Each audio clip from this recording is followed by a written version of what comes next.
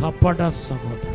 ఈ కపట సహోదరుల యొక్క పని ఏంటంటే సాతాను యొక్క ప్రేరేపణతో నీ ఆత్మీయ వేగాన్ని తగ్గించటం, నీకు ఆశీర్వాదం లేకుండా సాతాను ప్రేరేపించి నేను పడగొట్టడం. నీ ఆత్మీయ జీవితానికి ఎవరెవరైతే అభ్యంతరంగా ఉన్నారో దేవుడు చూస్తాడు చూస్తాడు చూస్తాడు.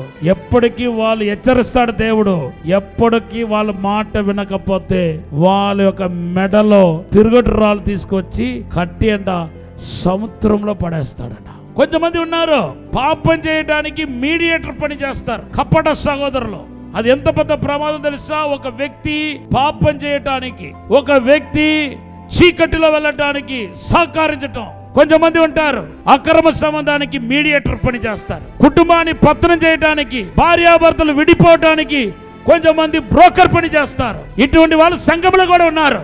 క్రైస్తవులని పేరు చెప్తూ బ్రోకర్ పని చేసే వాళ్ళు ఉన్నారు. నిన్ను దేవుడు చూస్తాడు చూస్తాడు తిరుగటి రాళ్ళు తీసుకుని వచ్చి నీ మెడ మీదకి కట్టేసి సముద్రంలో వదిలేస్తాడు. ఇంకంతే నీ లైఫ్, ఇంకంతే.